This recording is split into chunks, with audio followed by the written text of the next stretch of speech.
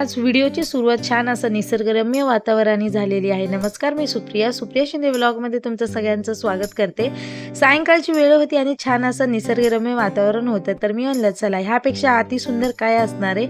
माझ्याबरोबर माझेही YouTube family ह्या गोष्टीचा आनंद घेतील आणि त्यांचंही मन मस्त छान होईल हे छान असं निसर्गाचं दृश्य पाहून। तसं मी आजच्या व्हिडिओमध्ये हेअर ग्रोथसाठी हेअर ऑइलिंगची पद्धत म्हणजे मी कोणतं तेल बनवते ते शेअर करणार आहे।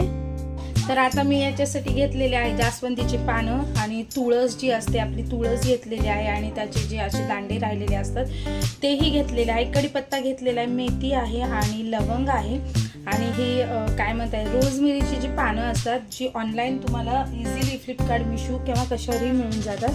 हे काहीतरी अगदी 85 रुपयाचं आहे आणि रोजमेरी ही त्वचेसाठी आणि केसांसाठी दोन्हीसाठी खूप काय म्हणतात इफेक्ट आहे, केसांची ग्रोथ होते, स्किन ग्लो होते। तर चला तर मग आता आपण काय करणार आहोत, एक स्टीलचं पातेलं घ्या किंवा जर्मनचं घेतलंही चालेल। तर तुम्हाला किती क्वांटिटी हवी आहे, तुम्ही किती वेळा हेअर ऑइलिंग करतात आठवड्यातून त्याच्यावर डिपेंड आहे। तर मी आता आठवड्यातून 2दा हेअर ऑइलिंग करते, एक मंगळवारी आणि एक शनिवारी। तर त्या दृष्टिकोनातून मी इकडं खोबऱ्याचं तेल घेते आहे। तर खोबऱ्याचं तेल छान गरम झाल्याच्या नंतर कुठलंही खोबऱ्याचं तेल घेऊ शकता तुम्ही। आणि आता खोबऱ्याचं तेल गरम झाल्याच्या नंतर ह्याच्यामध्ये सगळ्यात आधी मेथी दाणे टाकायचे आहे ते, कारण ते भरपूर कडक असतात। तर मेथी दाणे टाकल्याच्या नंतर ना ह्याच्यामध्ये तुम्ही आपले जे जास्वंदाचे पानं आहेत ते टाकून घ्यायचे। मला फूल नाही मिळालं जास्वंदाचं म्हणून मी पानं टाकून घेतलेले, असेल तर फूल तुम्ही वाळून ह्याच्यामध्ये टाकू शकता। त्यानंतर कढीपत्ता टाकलेला आहे। कढीपत्ता जेवढा वरतून केसांसाठी चांगला असतो तेवढा आपण जेवणामध्येही कढीपत्त्याचा समावेश केला पाहिजे। लवंग देखील टाकलेली आहे मी आणि बाकीचे सगळे जे तुम्हाला सुरुवातीला दाखवले ते सगळे इन्ग्रेडियंट ह्या तेलामध्ये टाकलेलं आहे।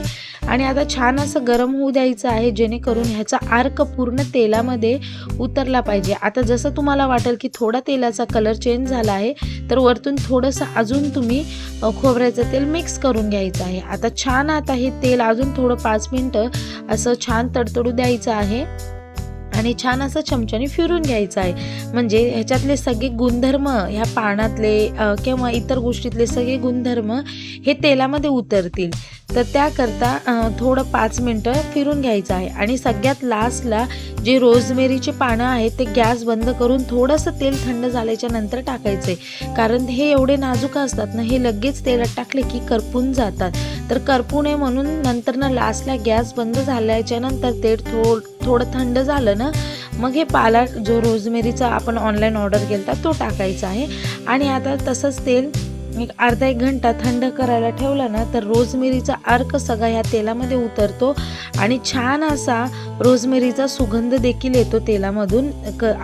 अजूनपर्यंत ट्राय केलं नसेल तर नक्कीच करा।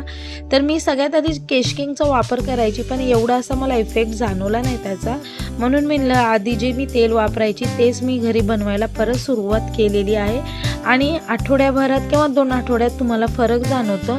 जेवढं तेल ओतता येईल तेवढं ओतून घेतलं मी, म्हणलं नंतर ना खाली वगैरे सांडेल तेल म्हणून वाटी घेऊन ते तेल गाळायला चालू केलं। तर नंतर ना हे जे आपण तेलामध्ये टाकलेले इन्ग्रेडियंट फेकून नाही द्यायचे आहेत, ते छान असे मिक्सरला फिरवायचे आहे आणि त्याचं स्क्रब बनतं जे की आपल्या केसांच्या जडांमध्ये आपण त्याचं जसं चेहऱ्यावर स्क्रब करतो ना तसंच केसांच्या जडांवर पण आपण स्क्रब करू शकतो, त्याच्याने पण खूप फायदा होतो। आणि मीही टाकून नाही देणार आहे, मी पण ह्याचं स्क्रबर बनवेल किंवा परत ते रियूजसुद्धा आपण करू शकतो जर तेल लवकर संपलं असेल तर। अशा प्रकारे तेल बनवलेलं आहे आणि आता छान असं बॉटलमध्ये ओतून घेते। तर हे तेल छान 8 दिवस राहतं। तर आजच्या व्हिडिओमध्ये एवढंच मैत्रिणींनो। जर आजचा व्हिडिओ जर तुम्हाला आवडला असेल तर नक्की चॅनलला सबस्क्राईब, लाईक, शेअर करा। त्याचबरोबर बेल आयकॉन प्रेस करायला विसरत जाऊ नका। पुन्हा एकदा भेटूया नवीन व्हिडिओमध्ये। Bye bye.